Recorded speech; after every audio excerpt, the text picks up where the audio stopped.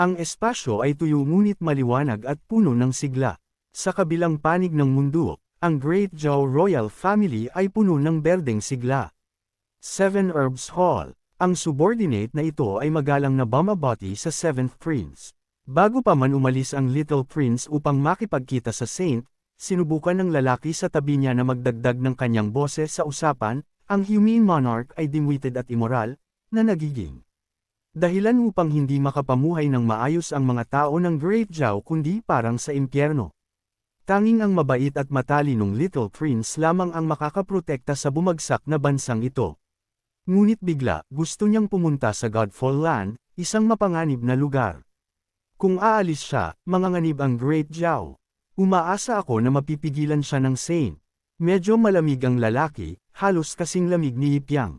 Si 7th Prince Xiaoying, nang walang salita, ay tumingin sa tao sa sulok ng Eve. Kinailangan magsalita ng tao sa ilalim ng eaves, Xiaoying, bago ito, pumunta ka rito upang sabihin sa akin na kailangan mong pumunta sa Godfall Land, tama. Akala niya ay pipi siya ngunit nagsalita siya, kailangan kong pumunta doon.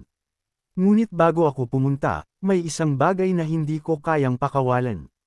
Kalmadong nilantakan ng babaeng may puting buhok ang kanyang tsaa.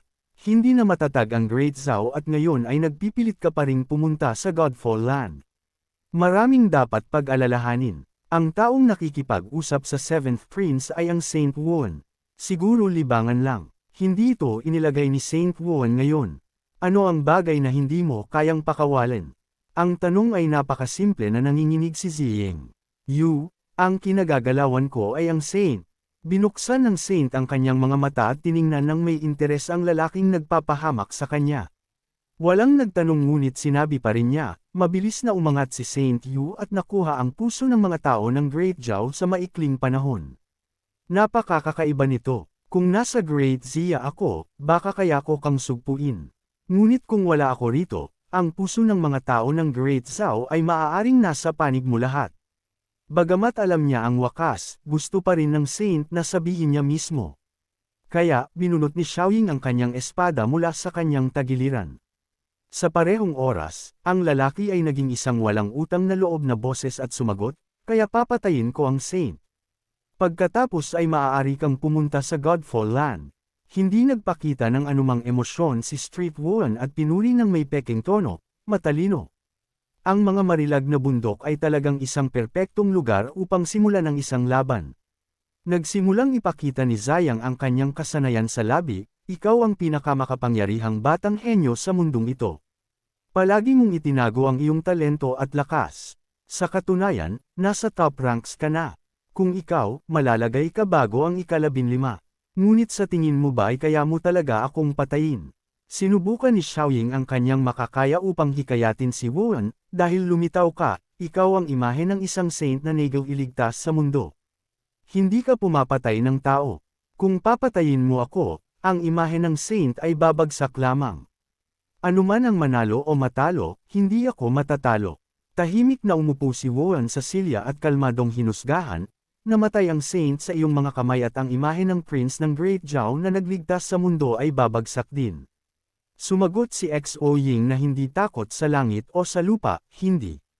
Lahat ng tao na nakatira sa gubat na ito ng kawayan at lahat ng tao na kasama ko, lilinisin ko sila upang walang kumalat na tsismis. Hindi maiwasang tumawa ni Wuan matapos marinig ito, Prince, bata ka pa rin. Nag-freeze si Xiaoying sa loob ng 5 segundo, hindi naiintindihan ang ibig sabihin ni Wu Chen. Sa sandaling iyon, isang haligi ng liwanag ang sumugod sa kalangitan. Lumitaw ang mga gintong dragon at gintong phoenix ng sabay-sabay, na nagpatakot sa mga sundalo. Anong nangyayari? Ang 2 National Guardian Sacred Beasts ay lumitaw ng sabay-sabay. Ito ba ay isang magandang omen para sa paglalakbay ni Prince Xia sa Godfall Land? Sumagot si Xiaoying sa malamig na boses na may pawis mula sa kanyang ina at pawis mula sa kanyang anak, totoo. Minamaliit ko ang saint. Hindi ko inakala na ang 2 National Guardian Sacred Beasts na ito ay mga kasosyo mo. Ilan ang mga tao mo sa panig mo? Wala nang interes si W na magpaliwanag at nag-utos ng may tagumpay, hindi na kailangan magsalita pa. Kumilos ka, ngunit matapos umatake sa kabisera, tiyak na makakahanap ng paraan ang iyong mga kapatid upang makuha ang iyong mana. Alam kong ikaw ang tunay na pinuno ng Great Z. Sa panlabas, buong puso ka para sa mga tao ngunit sa katunayan, plano mong ipapatay ng Emperor ang mga tapat na ministro. Kapag dumating ang tamang panahon, papatayin mo ang iyong ama at kukunin ang trono. Ngunit ngayon ay mali ang iyong hakbang. Ang buong plano mo ay mailantad. Namutla ang mukha ni Ziying na parang papel. Tapos na, kinailangan niyang bumalik sa lupa at buhayin ang Despicable Mode at sumagot, mali ang pagkakaintindi ng Saint. Ngayon lang, nagbibiro lang si Little Wang. Malapit nang maglakbay si Little Wang at kailangan pa rin ng Great Zhao ang proteksyon ng Saint at ng Holy Beast. Si Wuan ay hindi ang uri ng tao na hindi alam kung anong gagawin kaya sinabi niya ng conciliatory, huwag kang mag-alala. Iwanan mo ang Great Z sa amin. Tiyak na paprotektahan namin ang Great Zhao tulad ng pagprotekta namin sa aming pamilya. Lubos na nasisiyahan si Ying Xiaoying. Kung gayon, pupunta ako. Sa pagkakataong ito, pupunta ako sa Godfall Land. Kung may nakakakuha ng Primordial Stone, ang Origin Stone of the World. Hanggat binago mo ang magic spell dito, madaling manipulahin ang mga laws of the world. Lumingon at umalis si Xiaoying. May tiwala na sinabi ni Juyu, kahit ang mga saints at saint beasts ay madaling mapatay para sa kaligtasan ng Da. Kailangan kong makuha ang stone tablet na iyon. Sumingit si BC na nag-aalok ng isang plano, ang maliit na bata na iyon ay malupit. Mukhang kailangan din ng master ang stone tablet na iyon. Paano kung ako ang pumunta doon? Sumagot si Wuan ng walang ekspresyon, hindi na kailangan. Nandito si master kaya wala siyang magagawa. Habang wala siya, papabilisin namin ang aming cultivation. Sasama ang Dao Dynasty sa parehong oras. Sa Misty Forest, buong tapang na sumulong si Xiao Ban. Anuman ang mangyari, ako ang dapat matulog kay master ngayong gabi. Ibig kong sabihin, magbantay. Sumingit si Mu Xingmo, hindi. Ang Misty Forest ay lubhang mapanganib. Ngayong gabi ay ang gabi bago tayo pumunta sa Godfall Land. Kailangan nating maging mas maingat. Masyado kang mahina para protektahan si Master. Maliit ngunit mabagsik, mariing kinontra ng maliit na Bon, nagbibiro ka ba? Napakalakas ko na ngayon. Hihimayin ko ang sinumang demon na darating at gagawin silang snacks para kay Master. Susha, samasang-ayon ka, tama. Si Susha, nalulula sa sarili niyang mundo, ay pumipili ng damit para ngayong gabi. Nagtataka ako kung mas gusto ni Master ang malambot at malambing o mas makulay. Kailangan kong gawing komportable si Master ngayong gabi. Narinig ito, lalo pang nagselos ang maliit na Bon, huwag kang kumilos ng mag-isa. Hindi pa napagpasyahan kung sino ang magbabantay kay Master. Nakita ni Lemo na nag-aaway ang kanyang mga kapwa babaeng disipulo kung sino ang matutulog kay Yipiang, nakaisip siya ng isang plano, makinig kayong lahat. Sa pagkakataong ito, kailangan manatili ni eldest sister sa Se upang magbantay. Hindi siya pwedeng umalis kaya ako ang mamumuno sa team. Mahalaga ang kaligtasan ni Master. Kung sino ang magbabantay ngayong gabi, maging patas tayo. Paano kung mag-rolyo ng dice ang lahat? Hindi ka panipaniwala. Nagsusugal sila. Bulong ng Demon Goat Yao na naiinip. Anong klaseng gulo ito? Kaya nagsimulang mag-rolyo ng dice ang mga babaeng disipulo upang piliin ang maswerteng isa para ngayong gabi. Ang huling rolyo ay bumaba. Ang resulta ay 36. Tiningnan ni Susha ang resulta at bamantong hininga sa kawalan ng pag-asa, wala nang silbi ang aking mga silk pajamas ngayon. Winner takes all, loser cries. Sinumpa ng maliit na Bon ang swerte, anong klaseng swerte ito? Sumagot ang Demon Goat na tumatawa, pinupuri mo ako. Pinupuri mo ako. Ngayong gabi, akin si Sect Leader Yi. Hindi tinanggap ni Susha ang resulta. Sumigaw siya, ang pagprotekta kay Master ay responsibilidad ng aming mga disipulo. Bakit dapat ikaw ang turno? Mabilis na diniskwalipika ni Demon Layo siya. Sinabi ng Goat Demon na may pagkadismaya. Kasapi rin ako ng Limitless Sect. Mas matagal na ako rito kaysa sa inyo, libo-libong taon. Noon, ginamit ng Goat Demon ang kanyang sixth sense upang mapagtanto, sandali. May sumisingit sa panig ni Yipiang. Isang demon miyaw-yaw ang lumitaw, umaatake mula sa likod. Nag-aaway kayong lahat sa lalaking ito kaya dapat masarap siya.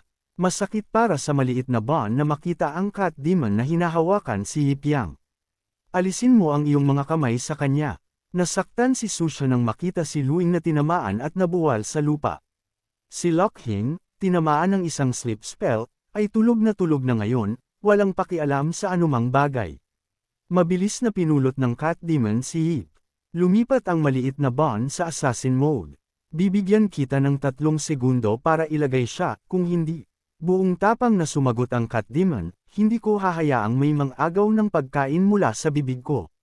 Si Shu, iniisip na magiging hotpot si Yipyang, sumugod pa sulong, huwag mong kainin si Master. Mas masarap ako kaysa kay Master. Kainin mo na lang ako. Ang mga taong nagpapanggap na pusa ay talagang mas mabilis kaysa sa mga tao. Dadalhin ko ang ulam na ito. Maglaro na lang kayo. Mabilis na hinabol siya ng mga babaeng disipulo, sinisikap siyang kunin muli.